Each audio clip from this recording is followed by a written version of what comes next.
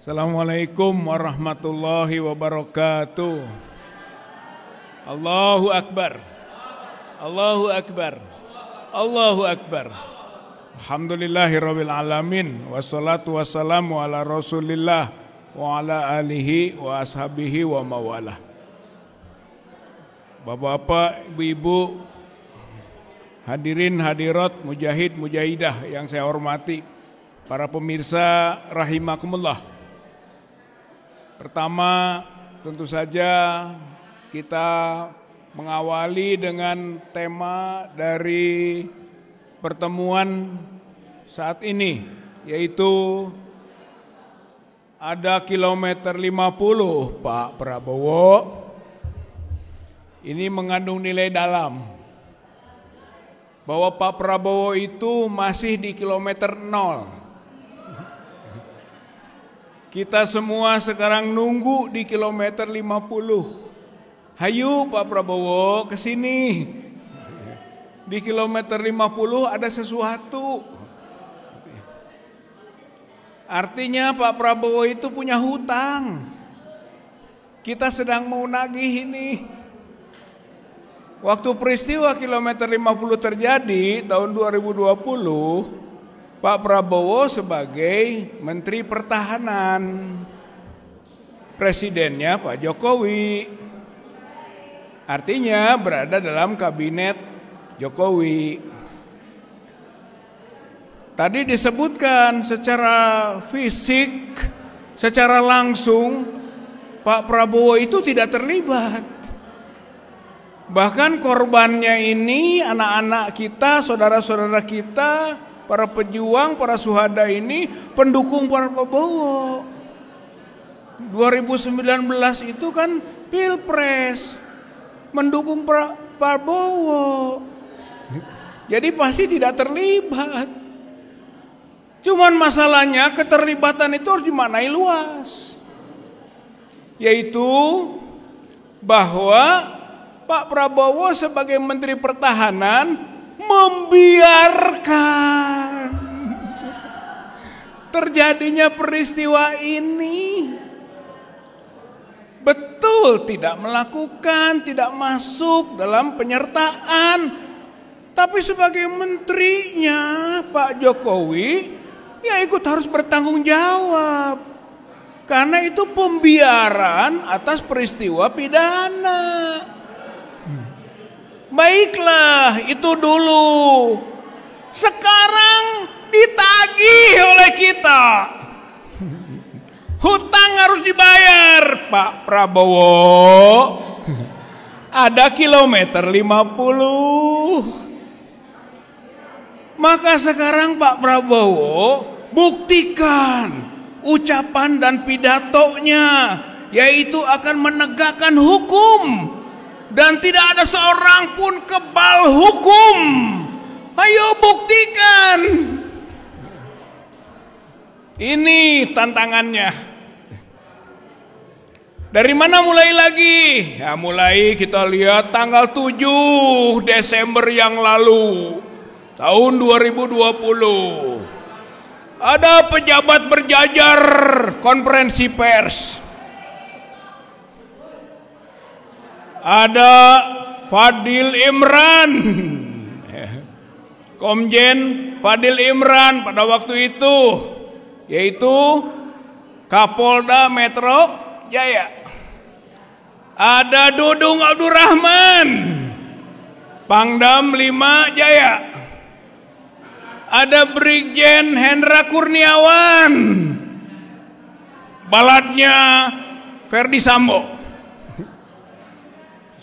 Timnya Satgasus. Itu di depan publik, Fadil Imran bawa-bawa pistol rakitan 2 gagah. Dudung Abdurrahman bawa samurai. Hendra Kurniawan bawa celurit. Ini katanya yang dilakukan oleh 6 laskar pengawal Habib Rizik Syihab yang melawan petugas. Ini bukti-buktinya. Ternyata kita sekarang tahu itu teh wadul. Itu teh bohong. Itu teh hoak. Nggak ada bukti itu. Berarti para pejabat-pejabat ini berbohong kepada rakyat Indonesia. Apa tidak punya konsekuensi hukum? Punya. Apa konsekuensinya? Ini namanya obstruction of justice, yaitu perbuatan menghalangi proses hukum atau pembuktian hukum. Dan itu kejahatan. Itu kejahatan.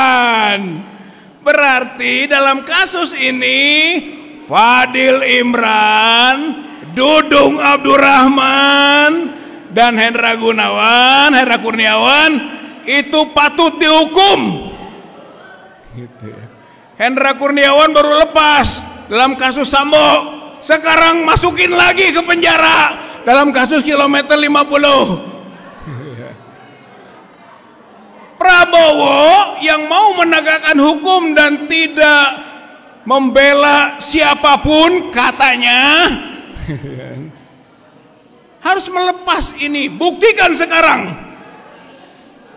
Bukan naik pangkat Fadil Imran sekarang jadi Kabah Harkam, atau Dudung Abdurrahman jadi penasehat khusus bidang pertahanannya Prabowo. Turunkan lagi, lepaskan lagi, dan dalam kasus kilometer 50 ini tangkap, tahan, penjara karena melakukan perbuatan yang namanya obstruction of justice. Buktikan Pak Prabowo, ada kilometer 50 loh. Yang kedua, yaitu peristiwa yang belum selesai, namanya Ghost Riders. Ghostbuster pemburu hantu. Ghost Riders adalah penunggang yang hantu, penunggangnya itu. Nah, itu dalam kasus kilometer 50, Komnas HAM sudah merekomendasi adanya penunggang mobil yang harus diusut, yaitu mobil Silver Avanza B1278 KJD dan mobil Avanza hitam B1379 PWQ. Itu penumpangnya, kata Komnas HAM, selidiki, tegakkan hukum, karena mereka itu terlibat aktif. Itu Ghost Riders. Bisa dibongkar itu. Tinggal Pak Prabowo perintahkan. Ini rekomendasi Komnas dulu itu belum dijalankan. Hei para penyidik, teruskan. Tinggal begitu saja. Apa susahnya? Menurut kita apa susahnya? Tapi kalau niatnya jelek susah juga. Satu lagi, Ghost Riders, yaitu orang-orang yang ada di Land Cruiser hitam, komandan operasi lapangan. Komnas HAM sudah menyebut itu Land Cruiser hitam. Ada komandan atau orang-orang di situ dalam kasus kilometer 50. Bongkar itu. Saya kira ini pembuktian. Apakah Pak Prabowo mau bergerak dari kilometer 6 ke kilometer 0 ke kilometer 50, atau tetap saja berada di kilometer 0 itu? Yang ketiga, yaitu apa yang disebut oleh Habib Rizik Syihab, bau anyir. Ya. Darah kilometer 50 di kabinet Prabowo. Maka nama-nama yang kira-kira bau anyir singkirkan, hapus, buang. Siapa saja itu? Antara lain Budi Gunawan. Budi Gunawan itu adalah ketua BIN, kepala BIN. Dan operasi ini kilometer 50 itu operasi intelijen. Namanya operasi Delima. Apa Delima itu mungkin nama buah atau D5 Desember 5, nggak tahu apa kode, pokoknya mah sandi, pokoknya mah ya. Jadi itu komandannya, ini operasi intelijen ini. Maka Budi Gunawan nggak bisa lepas. Bahkan sekarang jadi Menko Polhukam. Menko Polhukam. Posisinya strategis sekali. Gitu. Nah, Pak Prabowo ada kilometer 50. Out itu, buang itu, lepaskan itu. Ya. Menko Polhukam. Kalau enggak bahaya, bau anyir. Ada lagi siapa? Mendagri. Tito. Itu dulu adalah yang membentuk Satgasus Merah Putih.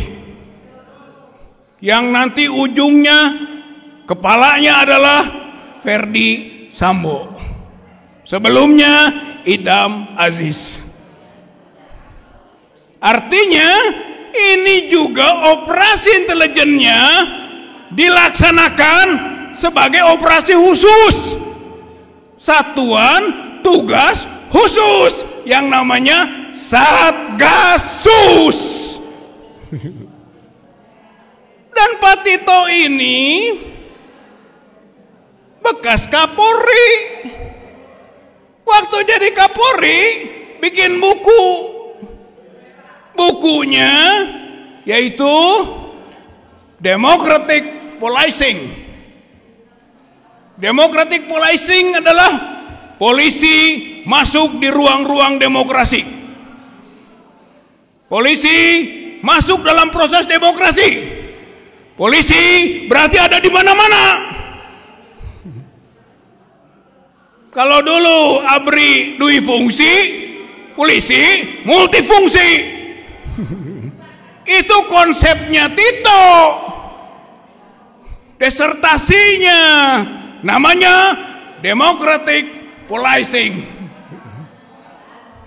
Maka ini turunan-turunannya ini yang melakukan aksi-aksi kilometer 50. Jadi itu yang ketiga. Bersihkan. Gitu kan. Yang keempat sekaligus yaitu adalah sekarang kita geruduk. Ini action nih. Nggak bisa ngomong doang. Nggak bisa omon-omon. Nggak bisa ngomong hungkul. Action, action, action. Gerak, gerak, gerak. Gerakannya apa? Geruduk, geruduk, geruduk. Bang Refli Harun senang bahasa geruduk. Geruduk, ayo kita geruduk. Geruduk siapa? Kalau pertama menurut saya ini geruduk Komnas HAM baru. Geruduk Komnas HAM baru. Suruh Komnas HAM melakukan tugasnya untuk mengulangi, memeriksa peristiwa kilometer 50 yang masih berada di kilometer 0. Pakai, tadi sudah disinggung oleh Pak Munarman, pakai Undang-Undang 26 tahun 2000. Jangan pakai Undang-Undang 39 1999. Itu yang awal itu 3999 kalau dipakai itu namanya proses pelanggaran HAM biasa yang menghasilkan 2 tersangka, 2 terdakwa, 2 terhukum, sandiwara dagelan. Yang namanya Fikri Ramadhani dan Yusmin Ohorela yang diberi keputusan hukum onslaught van rechts vervolging atau dilepas dari segala tuntutan hukum, yaitu salah, terbukti salah, tapi dimaafkan. Jadi dilepas dari segala tuntutan hukum. Kita rakyat ini dibodohi oleh peristiwa dagelan itu, pengadilan dagelan itu 39 1999. Sekarang Komnas HAM yang baru, hayu kita desak rame-rame, bergerak lagi pakai Undang-Undang 26 tahun 2000, yaitu tentang pengadilan HAM. Ini lebih luas. Komnas HAM bisa jadi penyidik. Rakyat, masyarakat bisa ada wakil-wakilnya dalam penyidik itu. Langsung hubungannya dengan Kejaksaan Agung. Sanksinya hukuman mati. Pelanggaran HAM berat, sanksinya hukuman mati. Pelanggaran biasa paling juga hukuman 20 tahun. Bebas malah yang terjadi. Jadi Bapak Ibu, saudara-saudara sekalian, mari kita desak untuk itu. Dan itu bukan hanya pelaku lapangan, bukan. Tadi Ustadz Syuhada sampaikan, siapa saja sih yang bisa dituntut dan bahkan ditarik ya, sebagai pihak yang bertanggung jawab, itu bisa terus naik. Dan sampai di puncak. Siapa puncaknya? Jokowi. Jadi kasus kilometer 50 sekarang ini harus sampai ke Jokowi. Karena dia penanggung jawab kebijakan politik. Sedangkan peristiwa kilometer 50 adalah kejahatan politik. Ini bukan pidana biasa ini. Ini sistematis. Ini dengan perencanaan yang matang. Ini dengan sasaran yang jelas. Yang kemudian terjadi peristiwa pembantaian itu. Jadi naik ke atas. Maka Pak Prabowo ada kilometer 50. Lepaskan Pak Jokowi. Tah, jadi kadinya tuntutan urang teh. Kumaha tah Jokowi teh lepas ti Prabowo. Prabowo ulang agantung wae gitu kan. Ka Jokowi, Pak Jokowi. Lepaskan Pak Jokowi. Jokowi itu masa lalu, Prabowo masa kini dan yang akan datang. Mau bersih, mau didukung oleh rakyat, mau didukung oleh umat atau enggak? Kalau mau didukung oleh masyarakat, oleh rakyat, oleh umat, oleh seluruh elemen bangsa, lepaskan Pak Jokowi. Karena Pak Jokowi ada di kilometer 50. Pak Jokowi ada di kilometer 50. Wah, Pak Jokowi mah tidak ikut-ikutan nembak, apalagi menyiksa. Pak Jokowi itu penanggung jawab para Pak hadirin. Bapak Ibu Netanyahu, kenal Netanyahu? Baru dihukum oleh International Criminal Court. Hukumannya tangkap. Padahal Netanyahu nggak pernah menembak, nggak pernah nyiksa, nggak pernah membakar rumah.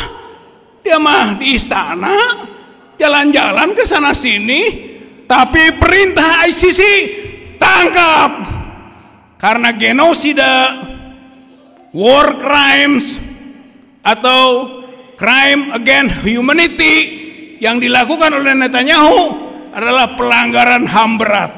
Kena lu Netanyahu. Menhannya juga kena.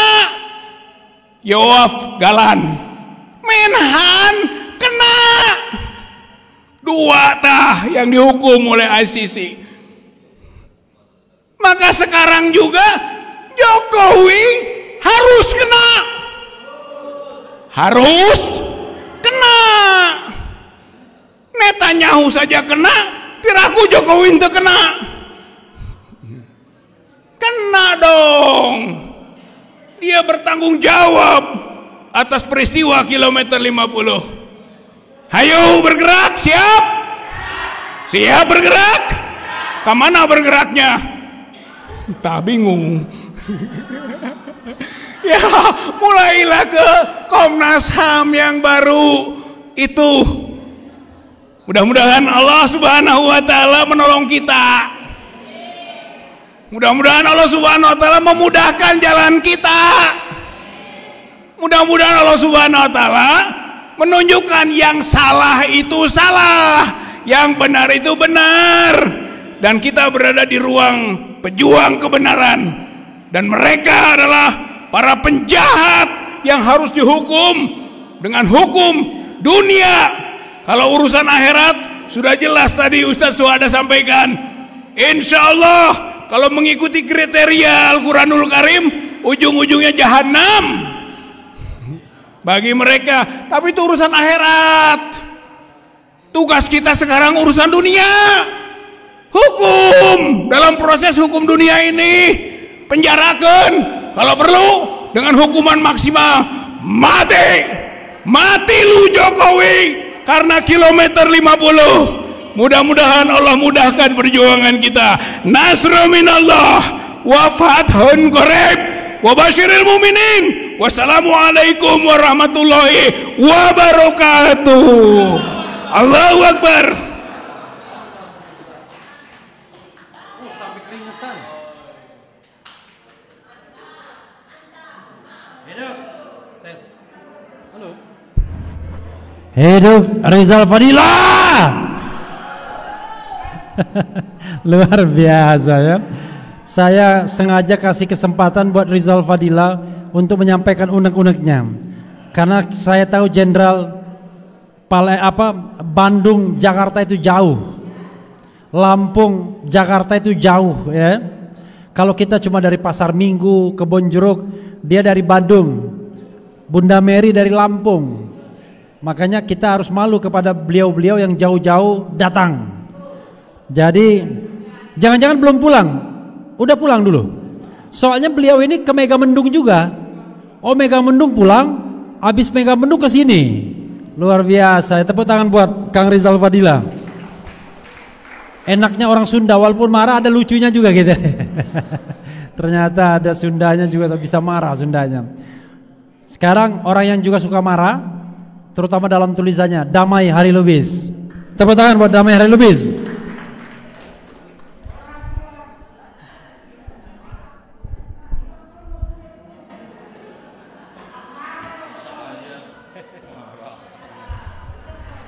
Assalamualaikum warahmatullahi wabarakatuh. Saya terus terang terima kasih kepada Bang Repli dan Haji Medi, teman saya, advokat, wakil ketua, wakil presiden TPUA, pemilik gedung ini. Selanjutnya saya mungkin tadi kurang dengar atau saya belum datang. Coba saya pengen dapat pahala. Kalian juga ingin dapat pahala kan? Coba kita baca Al-Fatihah, kita kirimkan kepada 6 syahid ini. Al-Fatihah. Bismillahirrahmanirrahim. Maliki yaumiddin. Iyyaka na'budu wa iyyaka nasta'in. Ihdinas mustaqim. Shiratal ladzina an'amta 'alaihim ghairil waladdallin. Mudah-mudahan yang kita bacakan itu Allah Maha tahu, Maha melihat, Maha ikhlas, karena bacanya dalam hati. Mudah-mudahan saya pahalanya lebih karena saya plus ngingetin. Pak Prabowo, ada kilometer 50 Pak Prabowo disandingkan kepada imam muslim terbesar di Indonesia. Salah satunya adalah saya, mungkin kalian semua yang ada dalam ruangan ini. Saya dulu sempat dihujat oleh kawan-kawan ketika saya menyatakan, Pak Prabowo, ini belum ada masalah gubernur dan dukungan ke Prabowo. Saya katakan 212 siap, kepala jadi kaki jadi kepala. Banyak yang ini, walaupun beberapa orang tokoh ada yang nelpon saya mendukung saya. Ternyata sekarang betul, jangan ganggu Pak Prabowo. Saya nggak menyampaikan bahwa pengamatan saya benar, karena memang itu masih diksi, tapi ternyata benar. Banyak saya katakan juga mengenai kilometer 50 pembiaran. Tadi udah disampaikan oleh Kang Rijal, Dr. Rijal Padilah, bahwa obstruction of justice. Sempat juga tadi diskusi mengenai pasal, saya seingat saya kalau salah hampura cek abdi, hampir aku bilang cek aing. Nanti marah kayak si gubernur dipanggil maneh aja marah. Langsung saya bilang maneh sia. Nggak apa-apa kalau saya, tapi heran yang bikin patung dulu didukung. Itu Kang Rijal Padilla di dalam tulisannya itu muat tulisan nama saya itu. Ada pengacara, advokat, pengamat menyatakan sekalian aja patung Soekarno dengan istrinya 9. Kalau nggak salah Kang Rijal ya. Karena saya sindir. Kurang lo tanggung, harusnya 9. Ya itulah, didukung Pak Prabowo, didukung oleh imam kami Ridwan Kamil, walaupun tidak populer, tapi sekarang semua sudah paham bahwa ini keadaan force majeure, darurat. Pak Prabowo didukung, kami dukung, cuma ada batas waktu. Entah waktunya berapa, sami'na wa ta'ana. Kalau saya minta di 3 bulan, 100 hari. Belum lama di sini juga kita dialog ya, kalau yang hadir ada yang minta 6 bulan, ada yang minta 1 tahun beri waktu. Kalau nggak salah teman kami Dr. Anton Permana, aktivis. Saya mau sampaikan soal kilometer 50, apakah bisa? Bisa, yaitu harus ada nopum. Nopum untuk apa sih? Nopum itu ada diatur dalam KUHAP, itu asas legalitas. Apa bahannya? Adalah bukti baru. Ini untuk kawan-kawan ini nggak mau nanya kita yang boleh dibilang udah ubanan. Bukan itu aja syaratnya, tidak pernah diungkap selain tadi barang bukti itu yang baru ditemukan, dengan catatan ketika perkara tersebut berlangsung belum disampaikan pada saat banding, pada saat kasasi. Makanya kalau punya musuh model Jokowi, jangan ditunjukkan peluru kita. Alhasil itu nggak bisa. Itu syarat nopum, barang bukti yang tidak atau belum ditemukan dan belum dijadikan alasan banding, memori kasasi, apakah itu udah masuk, periksa dulu. Dan siapa yang berhak mengajukan nopum tersebut? Kepolisian, kejaksaan, bukan kita. Kita hanya menyampaikan bukti nopum tersebut, tapi lihat dulu apakah ada di dalam atau belum. Tapi saya yakin walaupun itu sudah ada novum yang lain. Dan bukan hanya perkara itu saja, kecil amat. Berapa tuntutannya? Ini gara-gara Komnas HAM nih, saya buat tulis tempo hari, harusnya ada Komisi Hak Asasi Manusia independen dari luar negeri. Saya langsung tulis itu, karena kita nggak percaya. Nah, tadi Pak Ustadz Syuhada menyatakan belek aja nggak pakai izin. Apa itu? Apa yang diambil di dalamnya dan hasilnya apa? Kalau hanya merujuk kepada Komnas HAM, bukan kejahatan HAM katanya. Gila itu HAM, itu Komnas HAM tuh. Dalam pendapat, kebiasaan pendapat saya menyatakan gila, artinya saat itu tidak benar. Orang gila itu kan nggak normal pada saat itu.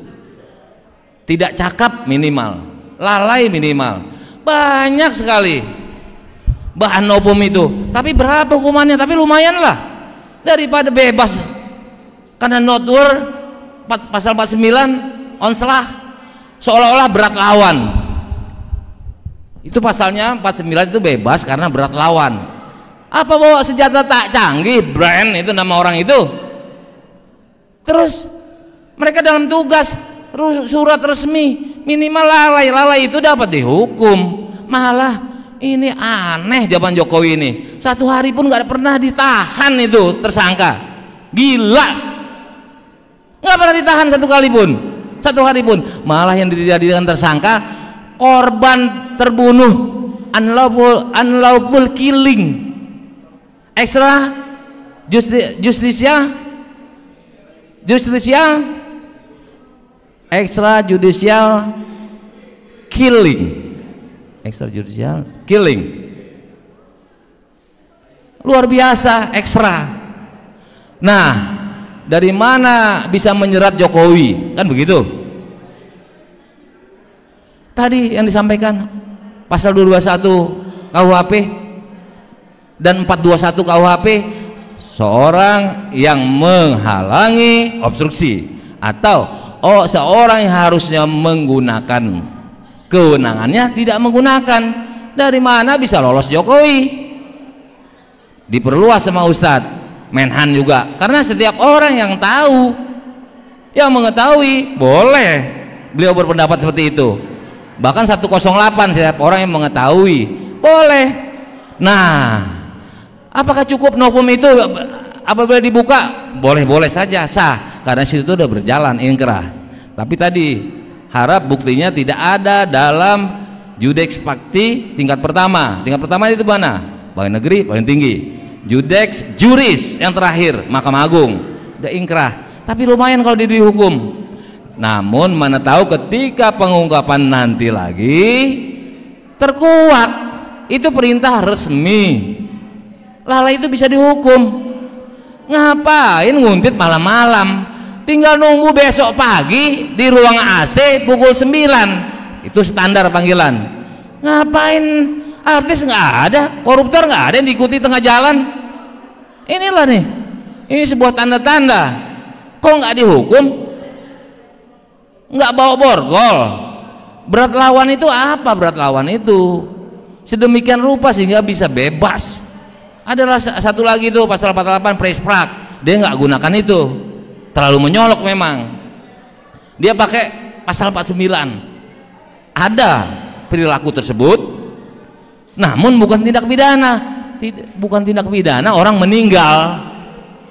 Sementara lalai aja dapat dihukum kulfa yang lata maupun lepis, yang ringan, yang lebih ringan lagi, lepis dihukum tidak sengaja mengakibatkan hilangnya nyawa orang lain. Luka berat, luka ringan bisa dihukum. Itu analogi berpikir kita biar yang di luar disiplin ini, ilmu ini paham. Oh iya betul, tukang becak, tukang taksi nabrak orang, lalai dihukum. Ini malah mau, bukan mau, sempat di TSK kan orang meninggal. Masa penyidik gak paham tentang pasal 77? Hapusnya hukuman tersebut adalah meninggalnya dunia. Hapusnya pasal hukuman terhadap orang pelaku pasal 78, pasal 79, pasal 80 itu ada daluarsanya. Nah sekarang daluarsa nggak? Belum ditemukan pelakunya tadi, with locking yang menyuruh, membujuk, middle player. Dadernya juga jangan-jangan nggak segitu. Nah bagaimana Pak Prabowo bisa melepaskan diri atau Jokowi? Tentang kejadian ini dalam istilah hukum disebut notoire faiten. Ini udah setiap media itu kalau nggak tahu, alasan nggak tahu, nggak pernah dengar kan nggak masuk akal. Ada kejadian ini, ada kejahatan ini, nggak dengar. Twitter ada Intel tiap hari, di situ punya akun, Listio Sigit punya akun, dan nggak masuk akal lah. Notoire faiten, notorious, pengetahuan umum tentang kejahatan. Notoire faiten aja udah pengetahuan umum ini.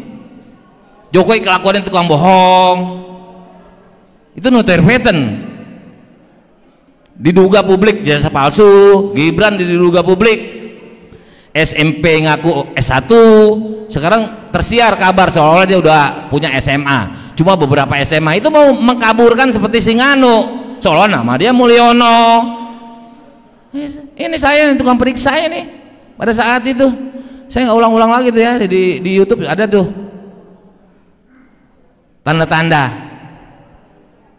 Nah tadi kalau udah asas notoire faiten, dan tahukah mereka bahwa pembiaran itu, obstruction of justice itu bisa dihukum? Tahu. Asas hukum Indonesia mengenal tentang fiksi hukum, presumptio iuris de iure. Seseorang yang selama hidupnya tinggal di atas pegunungan, tidak tamat SD, dianggap tahu ada undang-undang, ada sistem hukum, dan ada pasal yang menghukum. Jadi ibu-ibu ini semua dianggap tahu. Apalagi mereka tinggal di kota tadi, orang kampung hidup di pegunungan yang tidak pernah turun ke kota kabupaten sekalipun. Apalagi kita sering ke Monas, betul? Apalagi Jokowi, anggaplah dia lulusan SMA ya, tadi nggak lulus SD, itu fiksi hukum. Jadi dianggap mereka tahu pembiaran itu bisa dihukum. Obstruction of justice, obstruction of justice, ya, penghalangan atau barrier, itu bisa dihukum. Jadi udah rumit ini. Tapi kita lupakan Pak Prabowo, kita lupakan semua. Nah, kami nggak usah disebut tentang perjuangan kami untuk Pak Prabowo 2019. Walaupun bukan tim hukum, tapi ikut capek Pak Prabowo, ikut capek. Nah, ada itu tempo hari itu di Bang Refli Harun itu, atau Anies masih tahun 2020 saya udah dukung. Anies apa Prabowo? Prabowo. Maaf. Anies apa Prabowo? Anies. Wah cepet amat kata Bang Refli. Ya mungkin pernah nonton ya. Nah, kita enggak. Sekarang kita balik. Kita dukung beliau, tapi jalankan amanah ini. Saya bisa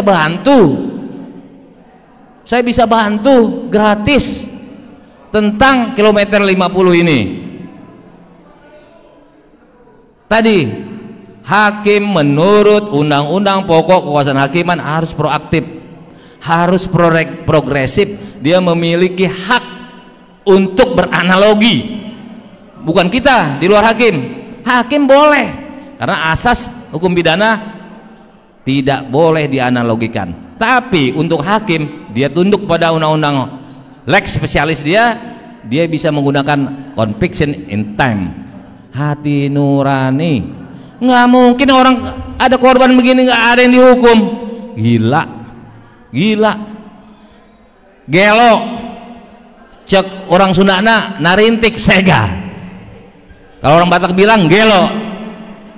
Boleh balik ya, boleh dibalik. Udah terbalik-balik semua otaknya. Mudah-mudahan kita doakan Pak Prabowo eling, sadar bahwa beliau didukung penuh asalkan menegakkan hukum.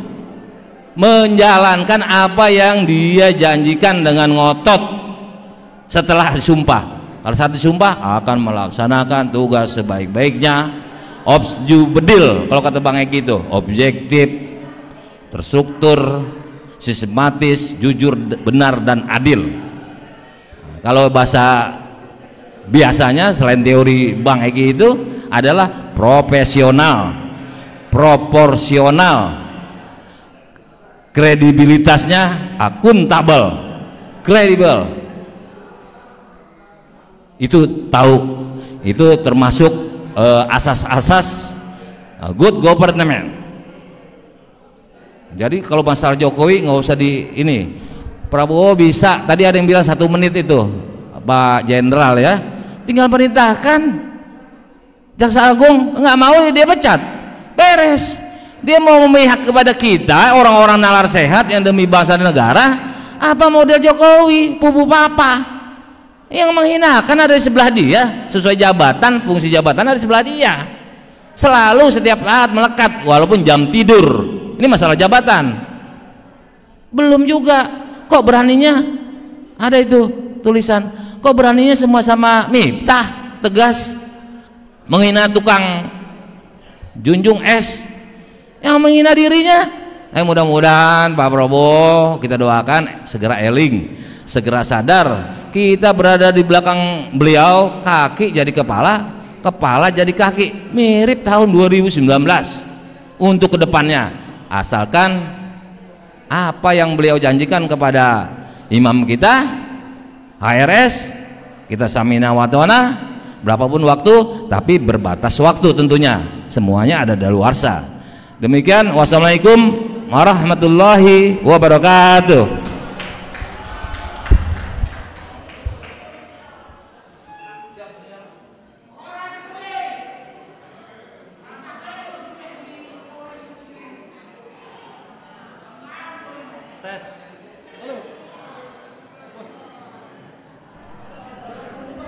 Sampai operatornya aja tidur, pakai kacamata hitam lagi. Ya, Bapak sekalian, belum asar, makanya saya bilang kalau bikin acara itu panjang waktunya, sampai kita loyo semua, baru selesai kita. Tinggal duduk aja masak loyo. Siapa lagi? Ada ibu-ibu yang mau bicara? Ada ibu-ibu yang mau bicara, silakan. Saya kasih kesempatan ibu-ibu dulu. Ibu Dio, mana Ibu Dio? Ibu Mila. Bu Desi. Bu Dio, mana Bu Dio? Silakan Bu Dio. Dio. Ayo silakan Bu Dio. Kalau di orang televisi itu durasi.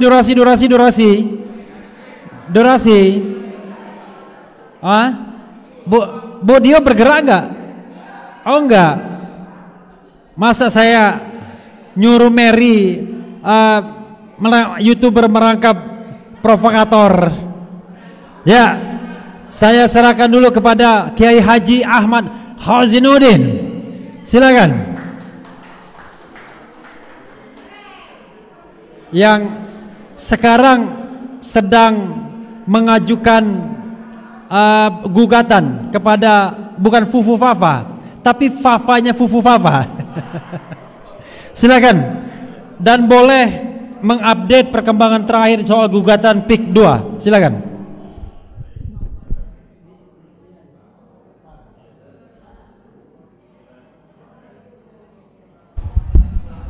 Bismillahirrahmanirrahim. Saya ingin sampaikan pesan kepada Pak Prabowo Subianto selaku Presiden Republik Indonesia. Ini pesan bukan dari saya, tapi pesan dari baginda Nabi Muhammad Sallallahu Alaihi Wasallam. Beliau Sallallahu Alaihi Wasallam bersabda, Allahumma, bahkan doa dari Nabi ya, Allahumma man waliya min amril ummati fasaqqa alaih fasquk alaih. Ya Allah, barang siapa yang diberi amanah urusan mengatur umatku ini, sementara dia menyusahkan umatku, ya Allah, maka susahkanlah dia. Sebenarnya matan redaksi hadis ini ada dua peringatan ya. Satu peringatan terkait ancaman yang saya sampaikan, yang kedua bisyarah, kabar gembira, yakni bagi pemimpin yang memudahkan urusan rakyatnya, maka oleh Rasulullah SAW akan didoakan agar dimudahkan urusannya. Tapi saya ingin menegaskan tentang pemimpin yang menyusahkan urusan rakyatnya, maka didoakan bukan oleh saya. Bahkan ini didoakan oleh Nabi Muhammad SAW agar apa? Agar disusahkan urusannya. Dan kalau kita menyimak paparan dari banyak tokoh tentang peristiwa KM50, ini bukan perkara rumit, bukan perkara pelik. Benar kata Pak Maijen TNI Purnawirawan Sunarko, ini tinggal perintahkan selesai. Tidak perlu kita berteriak-teriak, tidak perlu kita paparkan argumentasi dari novum sampai hal-hal yang berkaitan teknis begitu. Tapi ini berkaitan dengan ada tidak keberpihakan dari saudara Prabowo Subianto yang dulu sudah pernah berkomitmen akan mewakafkan dirinya untuk rakyat. Dan hari ini Pak Prabowo sudah jadi presiden, bukan capres. Pak Prabowo hari ini juga sudah jadi presiden, bukan menhan. Pak Prabowo hari ini adalah panglima tertinggi dari tentara sekaligus atasan langsung dari Kapolri. Urusan penegakan hukum langsung ada di bawah kendali Prabowo Subianto. Kalau dulu Prabowo bisa mengajukan uzur, saya hanya menhan, kewenangan saya terbatas. Tapi hari ini saudara Prabowo Subianto adalah presiden yang punya kewenangan, kewajiban sekaligus tanggung jawab terhadap seluruh persoalan rakyat, termasuk peristiwa kilometer 50. Yang kedua, saya ingin menghimbau kepada segenap pelaku, siapapun Anda yang menjadi pelaku, yang melihat video ini, yang di dada Anda masih ada iman. Kenapa saya katakan di dada masih ada iman? Karena dalam Islam kalau orang itu beriman tapi melakukan kesalahan membunuh, dia masih bisa menebus dosa pembunuhan tadi dengan diterapkannya kisos. Tapi ingat, kisos itu ada syarat. Apa? Permintaan maaf kepada korban.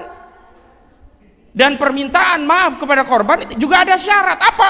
Pengakuan terhadap kejahatan yang sudah dia lakukan karena telah membunuh jiwa tanpa alasan yang hak.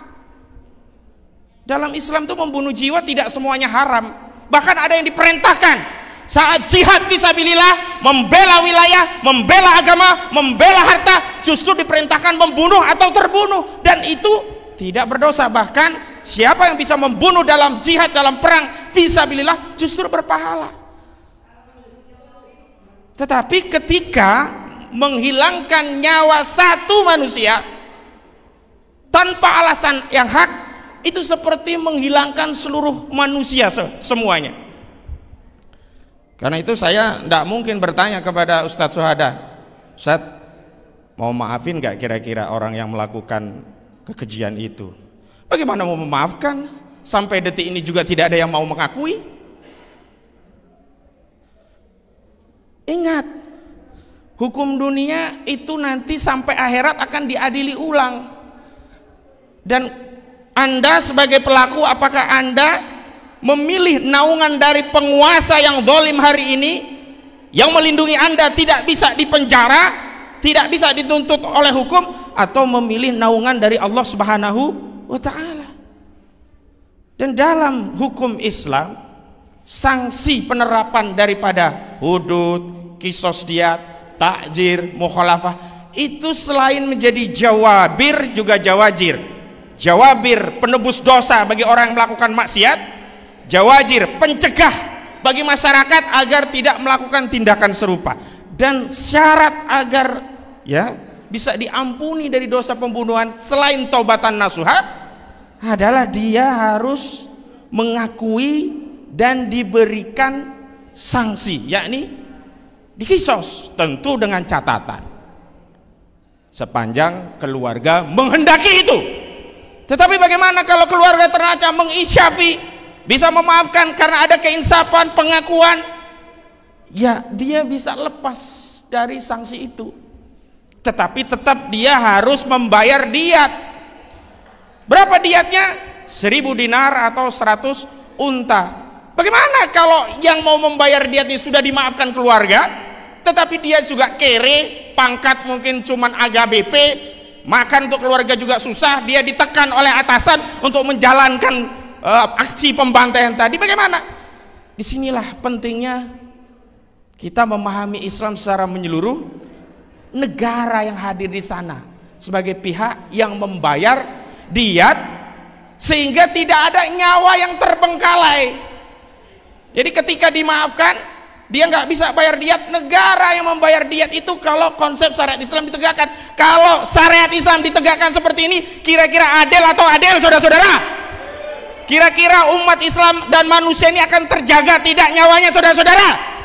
Maka maha benar Allah Subhanahu wa taala yang telah berfirman, A'udzu billahi minasyaitonir rajim. Walakum fil qisasu hayatun ya ulil albab. Dan sesungguhnya dalam kisos itu ada jaminan kehidupan bagi orang-orang yang berpikir. Coba, kalau orang semua paham, setiap yang membunuh pasti akan dihukum dengan dibunuh. Kira-kira berani nggak dia membunuh? Pasti dia tidak berani dan akan terjaga nyawa manusia. Tapi hari ini ketika nyawa dianggap murah, ketika pembantaian itu tidak ada pertanggungjawaban, orang gampang saja mengatakan, sini 3 miliar, saya bantai dia, paling saya masuk penjara 1 hari. Bahkan saya bisa mendesain tidak masuk penjara dengan alasan overmah, misalnya dengan alasan pembelaan terpaksa, ndutwer. Dan ini yang terjadi pada kasus kilometer 50. Bagaimana mungkin pembantai yang begitu sadis dengan korban 6 anak bangsa, kemudian majelis hakim di Pengadilan Negeri Jakarta Selatan bisa memutus onslah dengan dalih pembelaan terpaksa karena tugas dari jabatan sebagai aparat negara. Luar biasa. Jadi Ustaz Syuhada dan seluruh korban, keluarga korban syuhada KM 50, jangan pernah menganggap ini kesedihan sendiri. Ini kesedihan kita semua. Ini tanggung jawab kita semuanya. Ini adalah bagian dari upaya kita untuk terus memperjuangkan. Dan Masya Allah sampai hari ini ada acara ini menunjukkan 6 syuhada ini tidak pernah mati, selalu hidup, selalu mengirimkan pahala jariah, selalu mendapat kiriman doa. Tadi sudah dipimpin mendapat pahala dari surah Al-Fatihah. Jadi dalam konteks keadaan yang sudah terjadi ini, saya mengimbau kepada kita, saya pribadi juga keluarga, ridho dengan qada Allah, karena tidak ada pilihan lain. Orang yang tidak ridho kepada qada Allah itu berarti imannya bermasalah. Tetapi dalam hal amal kausalitas, kita akan terus berjuang menuntut siapapun yang terlibat, baik langsung maupun tidak langsung, menyediakan anggaran, menyediakan sarana prasarana yang menyebabkan matinya 6 syuhada ini. Kita akan tuntut sampai ada peradilan terhadap mereka, atau mereka dibukakan hatinya untuk bertobat, mengakui kesalahan, meminta maaf pada keluarga. Ketika keluarga memaafkan, cash close, bayar diat. Ketika keluarga tidak memaafkan, dia disanksi bunuh pun dalam rangka menghapus dosa. Tapi kalau disanksi bunuhnya hanya berdasarkan ham hem hom, tidak bisa menghapus dosanya, karena tidak ada ketaatan pada penerapan hukum Allah Subhanahu wa taala. Dan kita dari peristiwa KM 50 ini kita jadi tahu hak asasi manusia itu kan akhirnya apa ya? Hipokrit, hanya diterapkan kalau korbannya bukan dari kalangan umat Islam. Tergores sedikit saja semua media bicara tentang hak asasi manusia. Tetapi ketika korbannya adalah umat Islam, bungkam. Betapa banyak korban di Palestina. Mana ada itu yang HAM di Palestina? Tidak ada. Dan ini makin jelas di mata kita, sesuatu yang sangat tegas bisa ditunjuk dengan jari kita, bahwa HAM dalam kasus KM50 hanya main-main. Terakhir dari saya kepada kita semua, jangan pernah berputus asa dari rahmat Allah. Ada kisah menarik dalam surah Yusuf, ketika anak-anak dari Yakub ini mulai kepayahan mencari saudaranya yang hilang. Lalu dikatakan oleh Yakub ya kepada anak-anaknya, janganlah berputus asa. Sesungguhnya hanya orang-orang kafir yang berputus asa dari rahmat Allah. Kenapa demikian? Karena memang nanti di akhirat yang paling berputus asa itu adalah orang-orang yang kafir. Tidak ada kesempatan pulang ke dunia, tidak ada ampunan untuk pindah ke surga. Sementara orang yang beriman walaupun bermaksiat masih ada asa, masih ada harapan. Setelah dosanya dibakar di neraka, dia akan diampuni dan dipindahkan ke surga. Nah, perspektif akidah ini yang tidak boleh lepas dalam perjuangan ini. Agar apa? Selain kita berharap hasil, kita juga mendapatkan pahala dan ridho dari Allah Subhanahu wa ta'ala. Dan sekali lagi kepada Prabowo Subianto, saya tegaskan dari hadis riwayat Imam Muslim tadi, Pak. Jadi Rasulullah bukan hanya mendoakan kesulitan bagi pemimpin yang menyulitkan urusan rakyatnya, urusan KM50 ini, tetapi juga Rasulullah mendoakan kemudahan bagi yang memudahkan urusan rakyatnya. Karena itu Pak Prabowo, mudahkan urusan keluarga kilometer 50 untuk menuntut keadilan, untuk menegakkan hukum, untuk bisa ya meminta pertanggungjawaban terhadap siapapun yang terlibat dalam pembantaian KM50. Billahi taufik wal hidayah wal afu minkum. Wassalamualaikum warahmatullahi wabarakatuh. Takbir.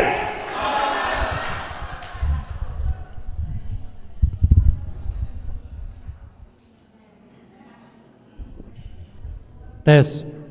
Kalau Hosinuddin sudah ngomong, ya kan? Tadi Rizal Fadila sudah ngomong. Pokoknya yang ribut itu pasti akan diam. Karena suara dia, desibel dia lebih kuat dibandingkan orang yang ribut. Suara Hosinuddin itu menusuk-nusuk, ya kan? Ini Mary sudah mau tunjuk tangan. Tapi saya harus menghargai orang yang lebih senior dulu ya. Ntar kita lihat mana yang mukanya sudah tua-tua. Oh, Kolonel Nursam, mana Kolonel Nursam? Hidup Kolonel Nursam.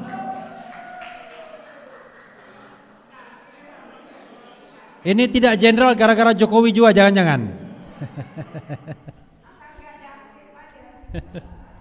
Sini.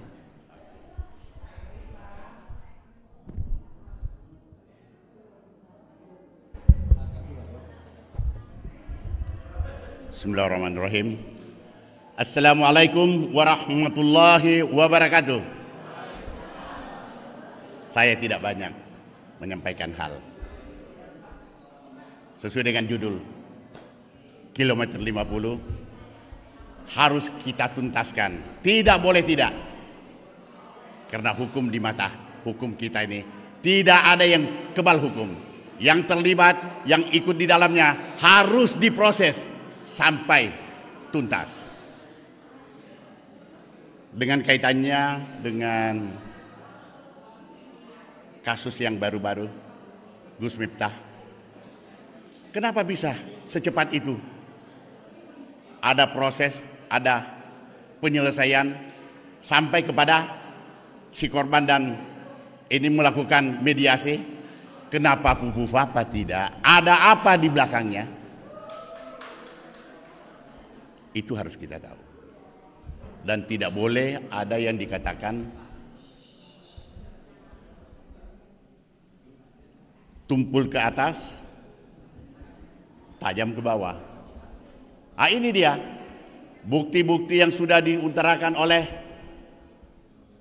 saudara Roy Suryo sudah sangat gamblang dan jelas. Tapi kenapa sampai hari ini tidak ada proses dan tidak ada, seolah-olah dibiarkan begitu saja? Apa karena Fufu Papa ini menjabat sebagai pimpinan di atas? Itu tidak benar. Jadi saya kira sekiranya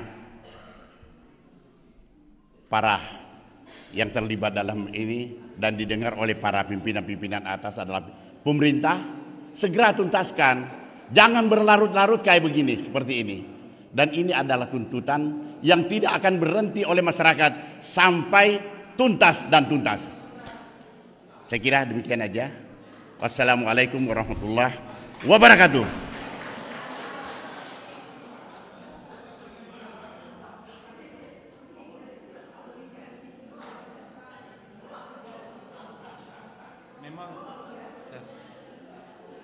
Memang kalau mantan TNI ini ngomong HAM itu nggak boleh panjang. Nanti kalau panjang-panjang tiba-tiba ditunjuk TNI yang melakukan pelanggaran tersebut. Karena yang punya potensi untuk melanggar HAM itu adalah state apparatus, kan begitu ya. Jadi kalau kita bicara tentang pelanggaran HAM itu bisa committed by the state, ya kan, atau state apparatus, tapi juga bisa committed by the private entities, ya. Jadi private entities itu misalnya perusahaan bisa juga melakukan pelanggaran hak asasi manusia, ya. Jadi pelanggaran HAM tidak hanya domain pelakunya negara atau aparatur negara, tapi juga domain dari entitas privat seperti perusahaan, ya, terutama perusahaan multinasional. Ibu-ibu dan bapak sekalian, saya kasih kesempatan ke senior juga. Masih ada Juju Purwantoro, masih ada Agus Yunanto, tapi saya tahu Bang Juju baru datang. Jadi kalau datang antri di luar. Yang sudah agak lama Bro Agus Yunanto, ya. Siapa lagi yang? Oh ini, sorry, Bro Agus Yunanto tidak lebih lama dari Rustam Effendi. Mana Rustam Effendi? Luar biasa nih. Kalau udah pakai peci ini gawat kita. Apalagi udah bawa istri lagi dia. Kalau mau tampil berdua boleh juga duet. Hah? Mau duet? Oke, silakan sini.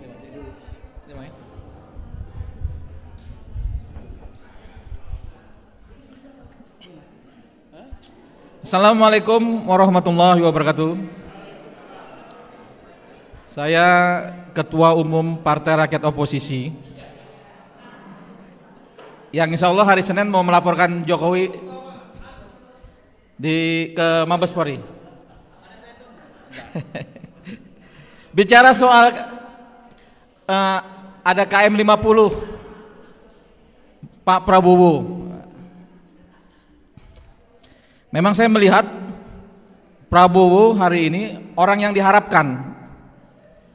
Hampir semua rakyat Indonesia, terutama kaum oposisi, berharap agar Prabowo dapat banyak menuntaskan masalah-masalah di negara ini. Saya berharap juga Prabowo, yang orang tahu tahun 98 Prabowo katanya pelanggar HAM. Jadi hari ini kami meminta agar Prabowo menangkap orang yang benar-benar pelanggar HAM, terutama di kasus KM 50. Untuk apa? Untuk membersihkan apa yang orang hari ini menandai Prabowo dengan pelanggar HAM, bahwa sesungguhnya Prabowo tidak seperti yang dia kira gitu loh. Tapi apabila Prabowo hari ini membiarkan Jokowi, bahkan melindungi Jokowi bersama orang-orang di bawahnya itu, saya melihat Prabowo jangan-jangan memang betul Prabowo pelanggar HAM. Jadi juga di kabinet Prabowo hari ini banyak sekali orang-orang titipan yang dimasukkan ke Jokowi, misinya saya yakin supaya Prabowo dapat ditaklukkan oleh Jokowi. Tapi saya kira Prabowo nggak segampang itu. Saya yakin, walaupun saya lihat berita kemarin Jokowi diundang ke Kertanegara untuk makan malam. Saya berharap dengan makan malam ini justru jangan Prabowo takluk dengan Jokowi gitu loh. Jokowi ini sumber masalah di negara ini. Jadi Jokowi ini udah mau tenggelam. Jadi Prabowo jangan nolongin Jokowi gitu loh. Kalau Prabowo berusaha untuk menolongin Jokowi, saya berharap, saya melihat Jokowi, bahkan Prabowo bisa seperti Soeharto. Prabowo bisa diturunkan gitu loh. Jadi jangan coba-coba melindungi Jokowi, karena rakyat ini sudah melihat Jokowi sumber masalah. Jangan sampai Prabowo ikut ke dalam mainannya Jokowi. Oleh itu Prabowo, kami mohon sebagai rakyat Indonesia, sebagai orang yang berjuang untuk Prabowo dulu, dan saya juga tahun 98 ikut di dalam reformasi. Artinya apa yang kami perjuangkan hari ini membawa cita-cita reformasi, yang salah satunya tidak boleh ada pelanggaran HAM gitu loh, yang Jokowi lakukan hari ini. Kenapa Prabowo saya melihat diam gitu loh, sikapnya nggak tegas, cemen? Karena Prabowo masih memakai orang-orang Jokowi, salah satunya Kapolri, Jaksa Agung, menteri-menterinya. Saya berharap Prabowo ambil sikap. Prabowo ini jenderal penuh. Jokowi ini presiden yang nggak jelas asal usulnya, apalagi ijazahnya. Yang hari ini sendiri aja, PDIP sendiri aja memecat kadernya gitu loh. Artinya jangan sampai dibuang oleh PDIP, dilindungi oleh Prabowo. Saya berharap dalam waktu dekat juga bisa ketemu Prabowo. Kalau susah gitu loh, ya saya akan aksi aja ke rumahnya Prabowo loh. Untuk apa? Untuk menyampaikan banyak kasus-kasus terdahulu yang dimana Jokowi melakukan kejahatan luar biasa, tetapi Prabowo tidak berani menetapkan Jokowi sebagai tersangka. Salah satunya adalah KM 50 dan ijazahnya Jokowi.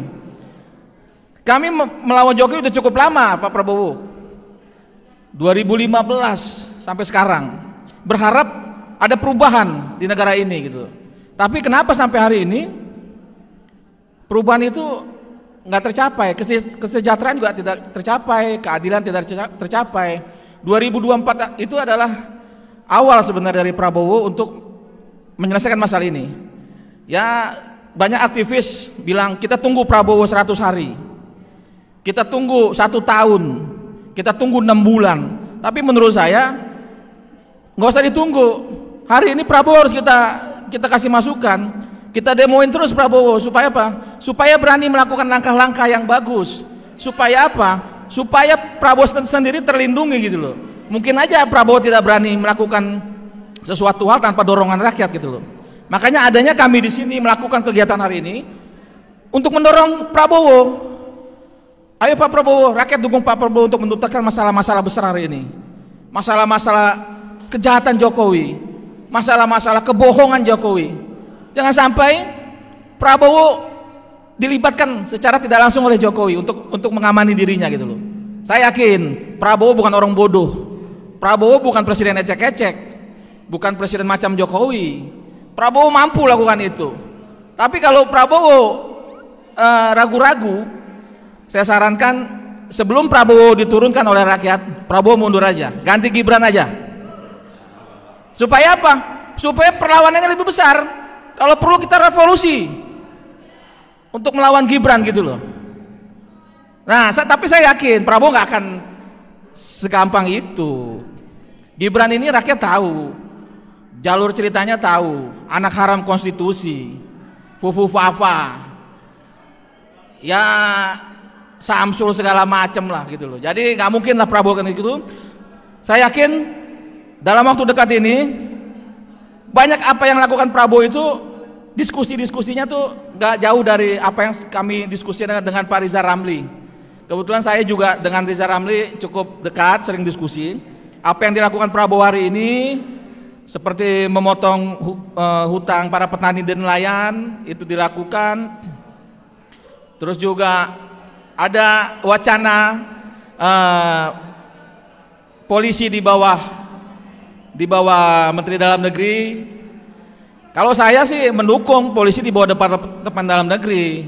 Supaya apa? Supaya kasus-kasus besar ini bisa selesaikan. Kalau polisi masih punya kekuasaan besar, jangan berharap. Kenapa saya bilang polisi lebih bagus di bawah Departemen Dalam Negeri? Dengan Mendagri kemarin Tito Karnavian bilang untuk menjalankan cita-cita reformasi. Kalau dulu reformasi itu polisi di bawah presiden. Saya bilang sama Pak Tito kalau mendengarkan saya, Pak Tito, apakah Pak Tito telah menjalankan cita-cita reformasi? Saya berjuang di reformasi, Pak Tito. Saya antarkan 2 nyawa untuk menuju reformasi. Hari ini Tito Karnavian malah merusak cita-cita reformasi. Kerusukan ini berawal dari apa? Dari Pak Tito jadi Kapolri. Semuanya terjadi. Jadi jangan bicara soal reformasi, Pak Tito. Saya orang pertama yang ngelawan. Karena apa? Sampai hari ini kasus-kasus kematian mahasiswa itu belum selesai.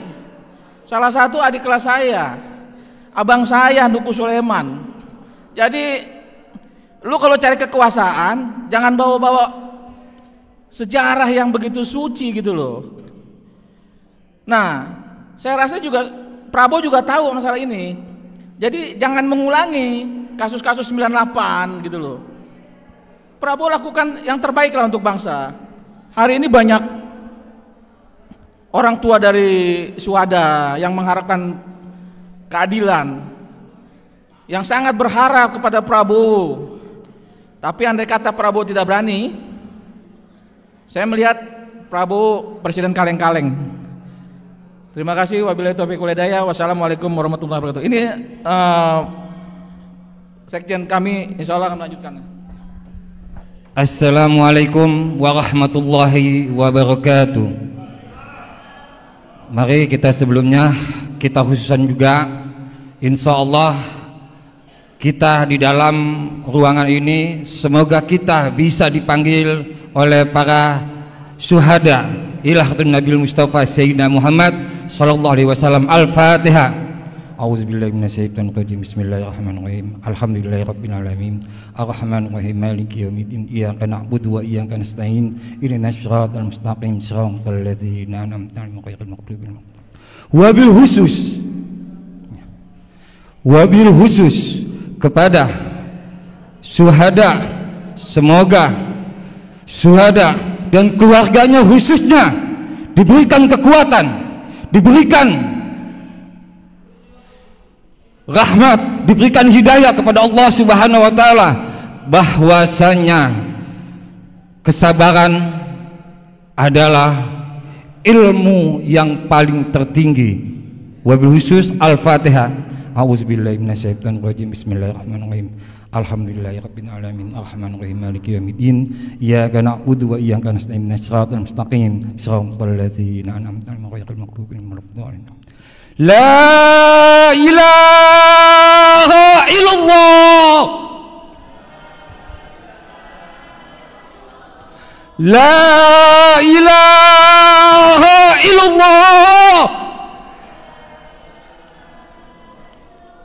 La ilaha illallah.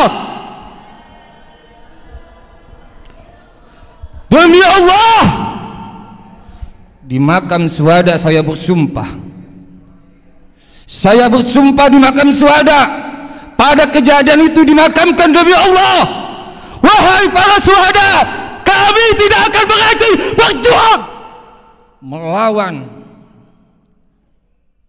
otak-otak pembunuhan, Jangan takut.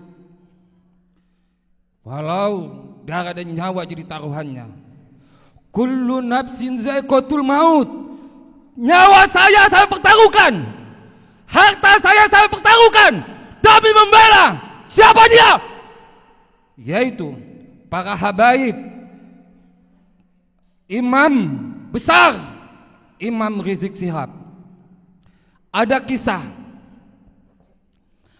kisah di Madura menghina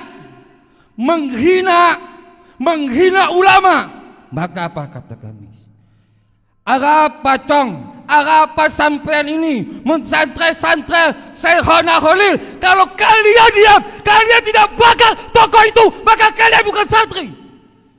6 syuhada termasuk pembela habaib. Jangan takut wahai saudara-saudaraku. Kita adalah umat baginda Rasulullah sallallahu alaihi wasallam. Maka dari itu kita wajib membela para habaib, para ulama, para agama-agama Allah. Jika siapapun yang menghina, maka kami pertaruhkan, wahai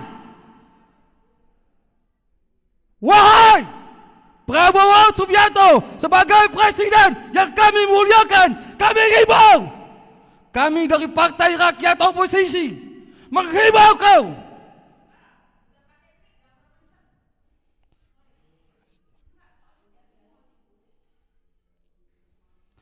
kami menghimbau Prabowo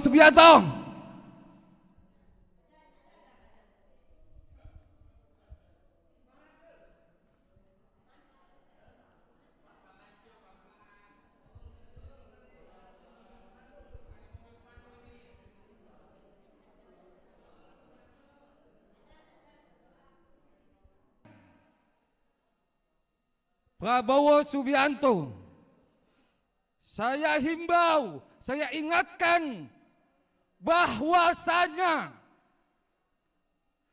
pemerintahan Anda masih ada beberapa, yaitu adanya kabinet-kabinet Anda Pak Prabowo yang berbau darah kilometer 50. Saya ingatkan, saya sebagai rakyat oposisi, jika Pak Prabowo diam, maka saya tantang Bapak Prabowo sebagai Subianto. Saya lawan kalian di mana? Saya tunggu. Saya tidak pernah takut. Kenapa? Karena kita melawan kezoliman, kemungkaran, ketidakadilan, kejahatan, dan intimidasi yang dilakukan oleh Jokowi. Aktor kilometer 50 adalah sumber otak semuanya. Atas perintah siapa? Perintah Joko Widodo. Maka pasal, mungkin ada orang-orang hukum yang paham, 340 pembunuhan berencana, hukumannya mati. Wajib Jokowi dihukum mati. Pak Prabowo, saya cinta pada Pak Prabowo. Saya sayang kepada Pak Prabowo. Kenapa? 2014, 2019 saya korban yang ditangkap dan diintimidasi oleh pasukan-pasukan Jokowi, oleh pasukan-pasukan polisi yang memang biadab pekerjaannya. Maka mata saya ditutup, saya dihajar, dipukul habis-habisan. Ini saya korban, tapi saya tidak pernah takut.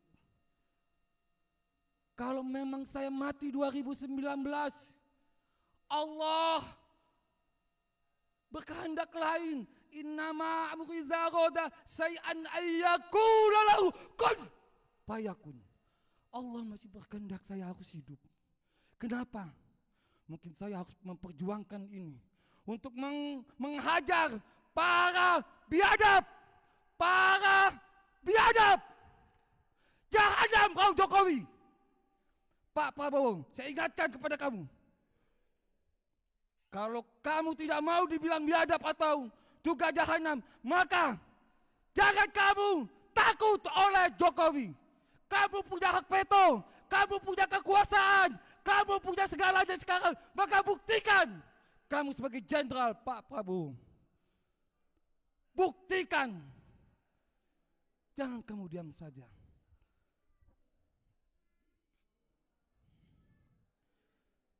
Saya, bagaimana jika terjadi kepada anak-anak kalian, cucu-cucu kalian, saudara-saudara kalian yang akan diintimidasi, bahkan dilucuti, bahkan dihukum yang tidak jelas pasalnya. Apakah kalian diam? Diam sejuta kata? Apakah kalian tidak mau ada action? Maka wahai rakyat Indonesia, kami serukan seluruh, kita akan turun action. Kapan dan hari apa kita akan siap untuk di garda terdepan. Wahai peluru-peluru yang punya peluru-peluru tajam, tembuskan ke dada saya. Bagi saya peluru kalian adalah tumpul buat diri saya. Saya tidak pernah takut. Ini benar-benar harus kita sikapi semuanya. Wahai saudara-saudaraku, wahai rakyat Indonesia, wahai Bapak Presiden yang kami muliakan, yang kami hormati, yang kami sanjungi, ya, yang kami muliakan, yang kami sanjungi. Tolong, jangan mau diintervensi, jangan mau ada di bayang-bayang Jokowi lagi. Tolong hukum mereka seberat-beratnya. Ingat satu kata, mati dalam keadaan berlimang syahid atau mati dalam berlimang dosa, pilihan ada dua. Kalau saya pribadi mati dalam keadaan syahid, berlimang syahid, insya Allah kita semua yang ada di sini mudah-mudahan siap untuk mati syahid. Takbir! Takbir! Takbir! Kurang lebihnya saya mohon maaf jika ada kata-kata yang kurang berkenan di hati, jika ada kata yang memang salah, itu hilapnya pribadi saya. Jika ada kata-kata yang benar, semata-mata datangnya dari Allah Subhanahu wa taala. Wassalamualaikum warahmatullahi wabarakatuh. La ilaha illallah. Terima kasih.